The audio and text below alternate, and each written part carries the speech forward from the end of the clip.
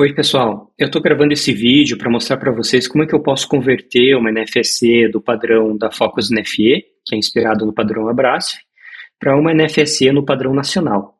Então, o padrão nacional, a gente considerou como se fosse um outro tipo de documento, porque ele não é compatível com o padrão Abrasf. Então, na API, ele vai ter um outro endpoint, um novo formato de JSON, uma nova documentação. Então, ele vai ser bem diferente, né? Vocês vão ver que tem bem mais campos, né? É mais complexo. Então, a gente precisa fazer essa conversão, né? Como tem alguns municípios, devido à reforma tributária, já migrando para o padrão nacional, eu espero que esse vídeo aqui seja útil, né, para quem está precisando já adaptar seu sistema e precisa de um ponto de partida, tá? Aqui nesse exemplo, eu estou considerando uma nota de serviço de uma empresa optante pelo Simples, né? Uma opção tributada, normal, prestada no próprio município do prestador, e para a gente ver aqui como que fica um cenário assim bem feijão com arroz, ok? Então, vamos começar aqui, né? Olhando o nosso padrão de NFSE aqui que tem na tela, né? Nós temos aqui as seguintes seções. A gente tem uma seção geral, uma seção do prestador, uma seção do tomador e uma seção do serviço prestado, ok? Vamos aqui então campo por campo, começando pela seção geral. Então, a data de emissão é um campo que continua com o mesmo nome, só que nós temos um campo complementar que é chamado data de competência.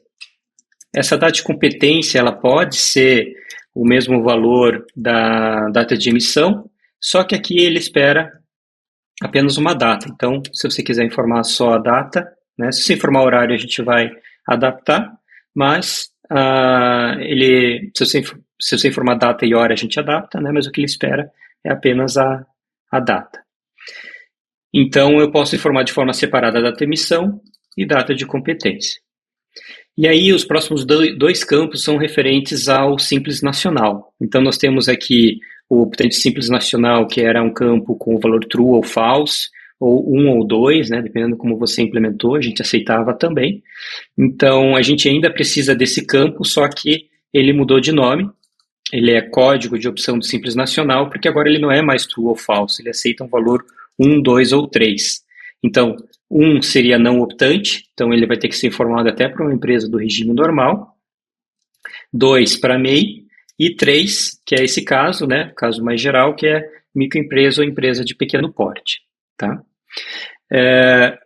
E o regime especial de tributação é um campo que ele ainda existe, né, mas esse 6 aqui era usado justamente para informar, que era do Simples Nacional, mas como a gente agora tem um campo específico, né, ele tem outras opções de campos, né? Então aqui eu vou usar o 0, que significa nenhum, mas ele tem outras opções, como por exemplo 6, que é sociedade de profissionais, 5, profissional autônomo e assim por diante. Então você pode conferir na documentação todas essas novas opções.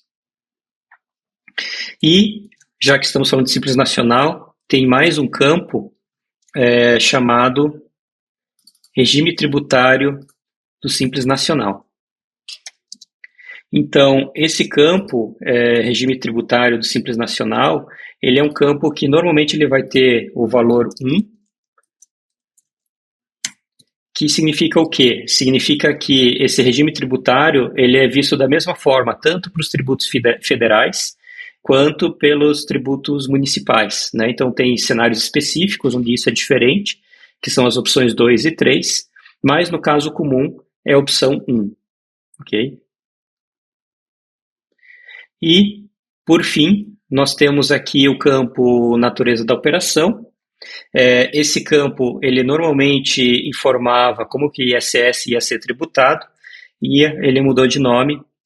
O campo que mais lembra o que era natureza da operação é o campo chamado tributação em ISS, sendo que a opção 1 significa operação tributável, né? Nós temos outras opções, né, como 2, imunidade, 3, exportação e 4, não incidência.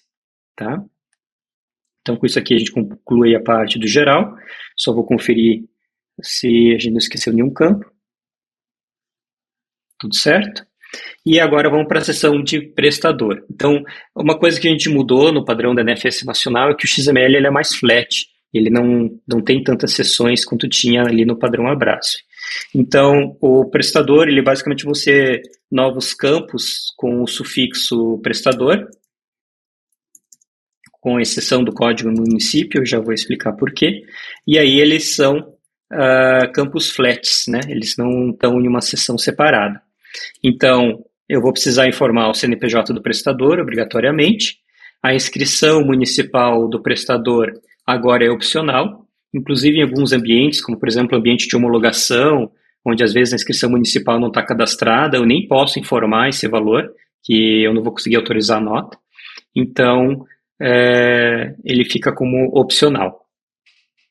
E o código município do prestador, na verdade, agora se chama código município emissora, que significa código município da localidade emissora, né?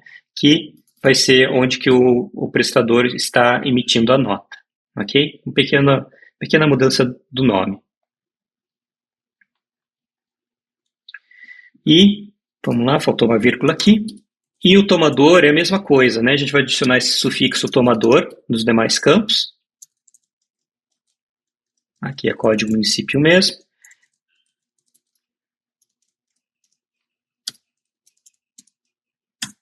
E ele vira um campo flat.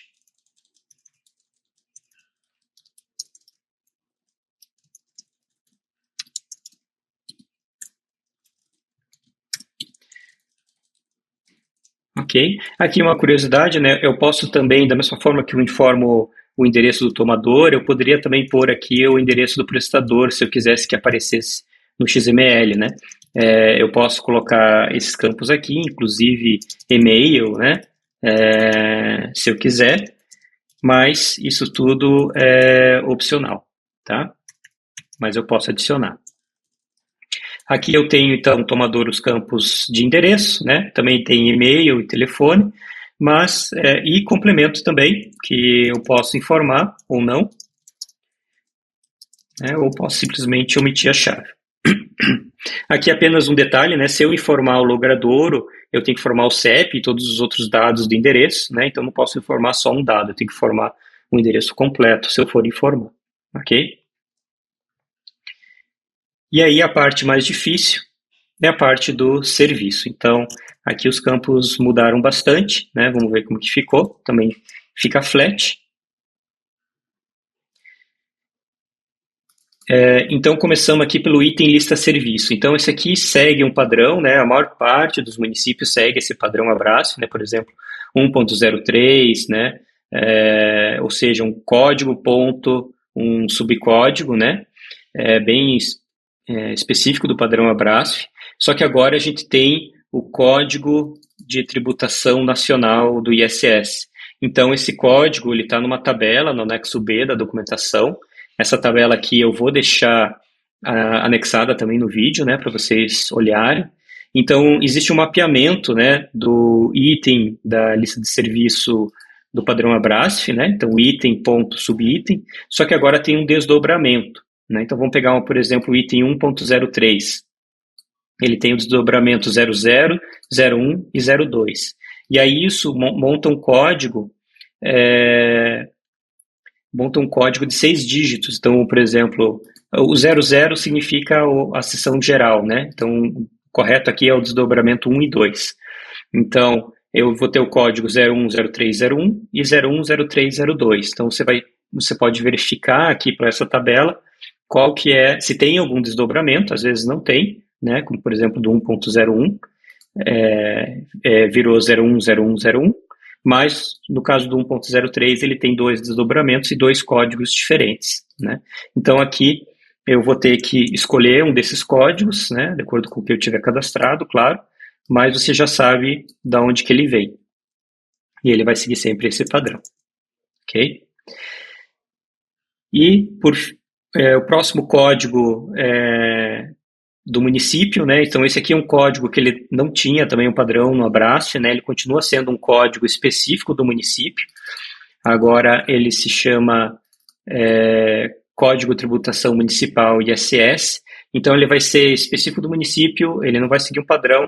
Muitas vezes eu posso simplesmente omitir esse código, né? Mas você pode experimentar, né? Dentro do teu caso, omitindo o código, né? Ou informando o código anterior. Então, isso vai variar caso a caso. E aqui nós temos algumas mudanças dos nomes dos campos. Então, discriminação virou descrição serviço, mas é exatamente o mesmo significado. Valor serviços agora é valor serviço, no singular.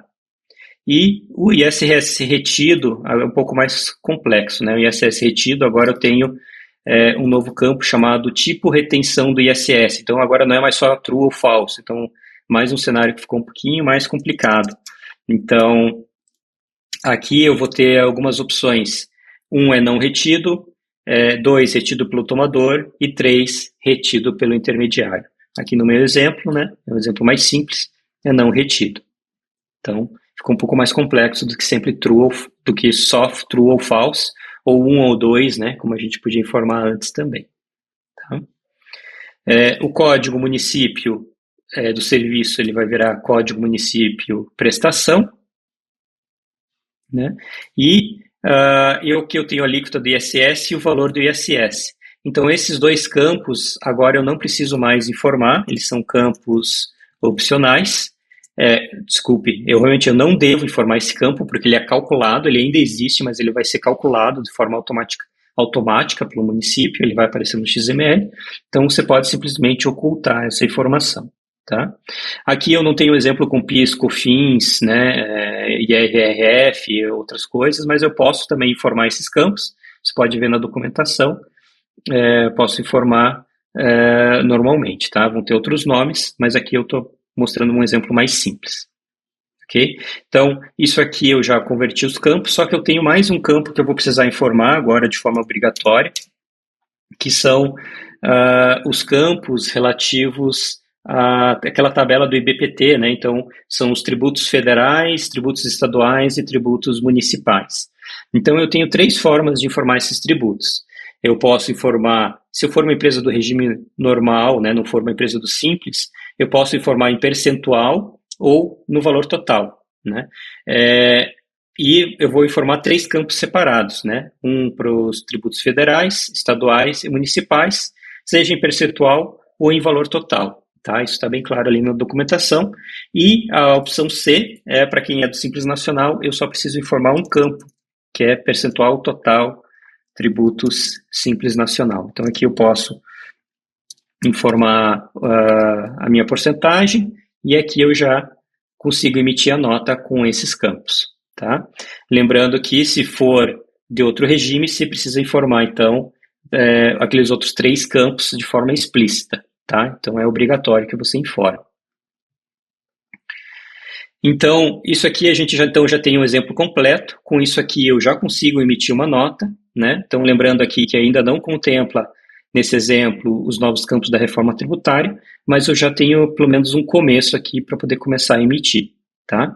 Então, com isso, você pode iniciar os seus testes. Se você tiver qualquer problema, não conseguir autorizar a sua nota em homologação, você pode entrar em contato com o nosso suporte, que a gente vai ter prazer de poder te ajudar. Tá? A gente vai anexar nesse vídeo o anexo B, né, dos códigos que eu mostrei anteriormente, e uma tabela mostrando esses mapeamentos aqui que eu fiz à medida que eu fui editando o JSON. Ok? Muito obrigado.